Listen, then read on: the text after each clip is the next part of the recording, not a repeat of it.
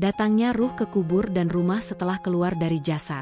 Assalamualaikum warahmatullahi wabarakatuh. Dalam kesempatan kali ini, saya masih menceritakan masalah ruh. Cerita ini sangat panjang itu saya ambil singkatnya saja. Pertama-tama, dan yang lebih utama kita panjatkan puja-puji dan syukur kita kepada Zat Allah yang Maha Kuasa. Solawat dan salam semoga senantiasa tercurahkan kepada Baginda Habibana wa Nabiana Kanjeng Nabi Muhammad Sallallahu Alaihi Wasallam. Nabi Sallallahu Alaihi Wasallam bersabda, apabila ruh itu telah dicabut dari jasad anak cucu Adam, dan telah lewat masa 3 hari maka berkatalah ruh itu, wahai Tuhanku izinkanlah aku untuk berjalan, dan melihat apa yang telah aku tempati. Maka Allah mengizinkan kepada ruh itu maka datanglah ruh tersebut ke kubur dengan melihatnya dari jarak dekat. Ternyata dari jasad itu mengalir darah dari lubang hidungnya dan mulutnya. Maka menangislah ruh tersebut dengan tangisan yang berkepanjangan lalu ruh itu berkata, aku sungguh kasihan pada jasadku wahai kekasihku tidaklah kamu ingat masa hidupmu. Bahwa tempat ini adalah tempat yang keras. Tempat bencana, tempat kesusahan, tempat kesedihan, dan tempat penyesalan kemudian kembalilah ruh tersebut. Ketika lewat dari 5 hari maka berkatalah ruh tersebut, wahai Tuhanku izinkanlah aku untuk melihat jasadku maka Allah mengizinkan ruh itu kemudian datanglah ruh tersebut ke kuburnya, dan melihat jasadnya dari jarak dekat ternyata jasad itu telah mengalir darah dari kedua lubang hidungnya mulutnya, dan juga kedua telinganya darah itu bercampur nanah yang sangat kental. Kemudian menangislah ruh tersebut seraya berkata aduh. Sangat kasihan jasadku, tidaklah kamu ingat masa hidupmu, bahwa tempat ini adalah tempat kesedihan kesusahan, cobaan. Serta ulat-ulat dan kalajengking dan ular-ulat itu benar-benar telah memakan dan merobek-robek kulitmu, dan seluruh anggota badanmu. Maka kembalilah ruh tersebut.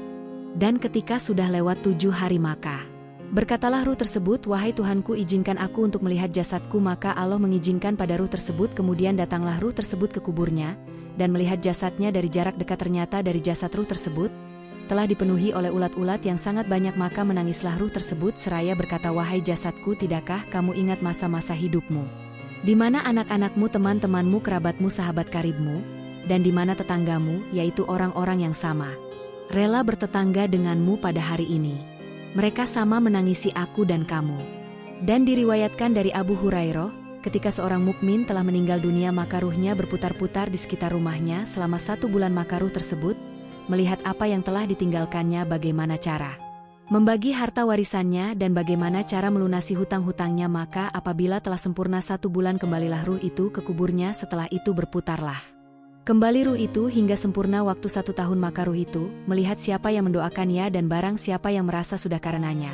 Ketika telah sampai masa 1 tahun maka diangkatlah ruh tersebut ke tempat berkumpulnya para ruh hingga tiba hari kiamat. Yaitu pada hari ditiupnya sangkakala, Allah Subhanahu wa Ta'ala berfirman, Tanajjalul malaikatu wa ruhu. Artinya, turunlah pada malam itu para malaikat dan ruh. Dalam suatu riwayat dikatakan bahwasanya para malaikat tersebut turun membawa ruh dan raihan, dan ada pula yang mengatakan bahwasanya yang dimaksud dengan ruh pada surat Al-Qadar di atas adalah malaikat yang agung yang turun untuk melayani orang-orang mukmin sebagaimana firman Allah dalam surat An-Naba ayat 38 yang berbunyi, Yaumal yakumu ruhu wal malaikatu sopa layatakalamun ilamen adinalahu rohmanu wa kola soabah. Artinya, pada suatu hari ruh dan para malaikat berdiri berbaris dan tidak berkata sepatah kata pun kecuali atas izin Allah. Jika Allah mengizinkan maka berkatalah mereka. Dengan benar ada pula yang menceritakan bahwa makna ruh dari ayat tadi adalah anak cucu Adam. Ada yang menceritakan bahwa ruh itu adalah malaikat Jibril dan ada lagi yang menceritakan bahwa ruh itu adalah ruh Nabi Muhammad Sallallahu Alaihi Wasallam yang ada di bawah arsy yang memohon izin kepada Allah Subhanahu wa Ta'ala untuk turun di malam Lailatul Qadar guna memberi salam kepada kaum mukminin dan mukminat maka berlakulah ruh itu di atas mereka.